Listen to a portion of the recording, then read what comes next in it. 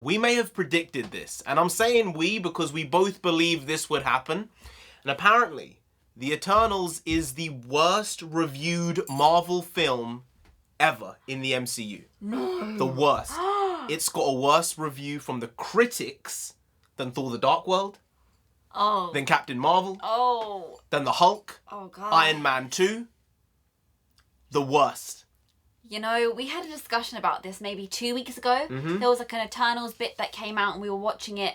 And afterwards we had this 3-hour podcast length discussion about how the direction of the MCU is really shifting, not just based on power, but based on story itself. They might purely start basing on series because these aren't going to be the billion-dollar box offices that they've had in the past. And we weren't sure about the Eternals. I guess we were right. I believe we were. Hey, NarendraTheComic again! India! No! Oh, no. That was my pre-programming that just kicked in there. Let me reboot. Okay. Try again. NarendraTheComic. And Nonsensei! There you go, Nonsensei here today, and we're talking about The Eternals because the main reviews have come out. Now hundreds of critics have reviewed this movie, and it is reportedly the worst, not reportedly, it is the worst reviewed MCU film ever. 25 films, 13 years, the worst one. And it's Chloe Zhao directing it, just won an Oscar, just came off an Oscar win, and they're saying this is the worst MCU film ever. I think the teasers and the trailers they were putting out and the featurettes they were giving really let us know that this wasn't going to be of quality because they were throwing in these things like, you've never seen anything like this, diversity and all these other things, which is all very well and good, but the film and the story has to be good. And it felt very muddled in the marketing. It didn't really seem to know exactly what it was. And one of the main things I've heard from a couple of the reviewers I watch is that the film doesn't feel like an MCU film. And a lot of these movies have a through line, a tone, and then they have auxiliary subgenres in them. But they always have that Marvel flair to them. Yeah. And I feel recently some of the Marvel flair's been going. I think that with Captain Marvel, there wasn't that little panache. I think with Far From Home, there wasn't that little thing. Black Widow, definitely not. It wasn't there. Shang-Chi may have brought it back. We haven't seen it yet, but we will be seeing that. And this seems like the type of film that wouldn't have that tone. Well, interestingly, in one of the featurettes, I don't know which star said it, they said, there's never been a Marvel film like this. Yeah. This is a very different sort of Marvel film. This is the most epic Marvel film ever, was one of the taglines. No one's seen anything like this ever. And the thing is, that made me wonder, because you've got a brand here and a certain flavour that people have become accustomed to. They're going into a Marvel film for a feel-good film, for something that's normally family-friendly up until the penultimate of the last phase.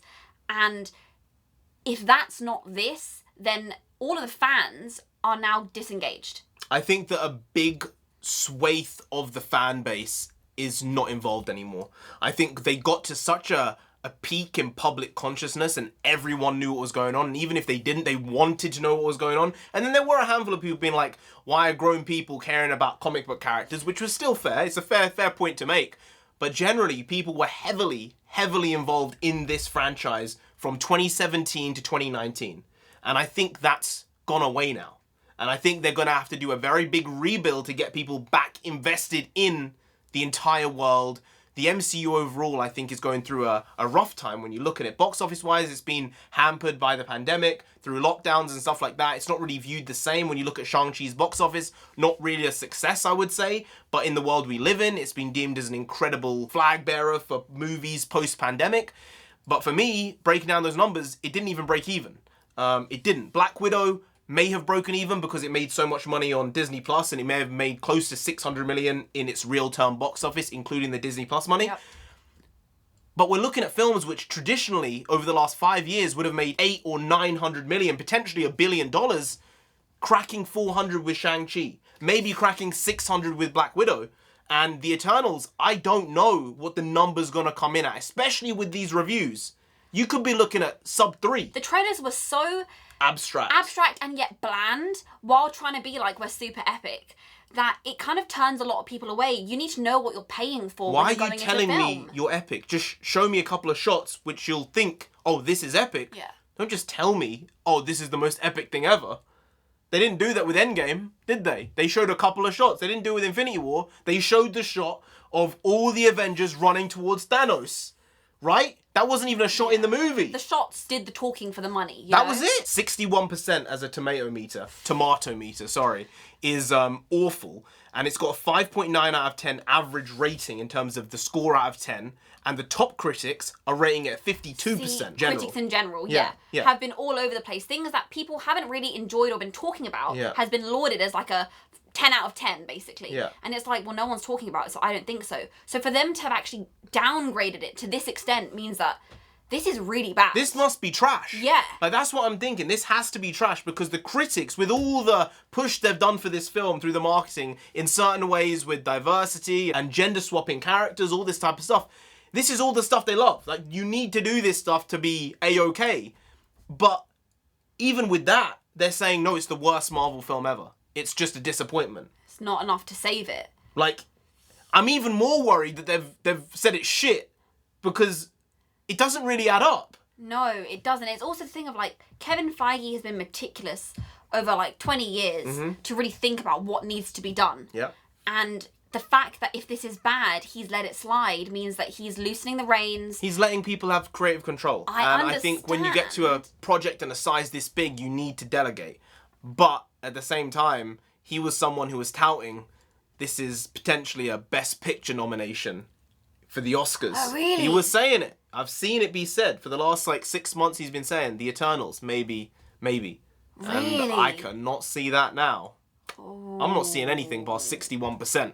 That's a bad grade in school. The question is, why did this fail? And I think one of the big things is they just had such a big cast. They had too many characters who you couldn't differentiate. And that's a big thing when you come to these movies. You need to easily be able to distinguish who's who. The most comparable thing to this story and this franchise is the Guardians. Yeah. When you look at the Guardians, you have Gamora. She's green. Yeah. I know who Gamora is. She is the green one. You have Nebula. Yeah. She blue. You know who that is. You have Drax. He's grey with some artsy red designs on him. And he's 270 pounds. Yeah. You're not going to get him mixed up with anyone, all right? A Rocket, which is a trash panda.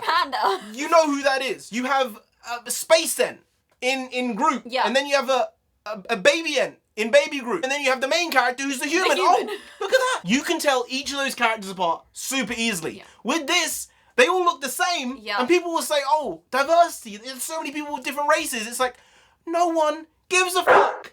No one cares. No one cares because you cannot tell them apart. Yes, you can say, this one is Korean. They're not humans anyway. They're not. I think it's also a case of the uniforms they're given. They all have a similar vibe and they're different colours. It's not enough, guys. They're Power Rangers. Yeah, that's the vibe. It's Power Rangers vibes. And with 11 main characters, you're not going to get people to care and or remember. People are going to start getting confused between the stories. You're not going to have enough individual screen time. And then people are going to walk out saying, what did I just watch? Did I care about those characters? And by the end, when you're getting to the climax of the film, people are going to be disengaged as they're sat in their seats because they don't actually care. Because they'll say, who did what in this film? I don't know, because you cannot distinguish between them because you can't remember who's who. And that's a big problem that I thought this film would have, and seemingly it's had exactly that issue. Something else that doesn't help is when the actors and the creators come on and start bashing the fans and trashing the fans. That started to be done. When did they trash the fans? Kuno Nanjiani been saying things and then being like, this film is pissing off, the right people because some people are like, it's trash. But the problem is, it's being called review bombed. I didn't know review bombing now means that critics are bombing the film, because that used to be solely pointed at fans and regular people. But now critics are seemingly saying, no, this is absolute trash. And it's being called review bombing because they say, nah, this ain't bueno. Oh my gosh.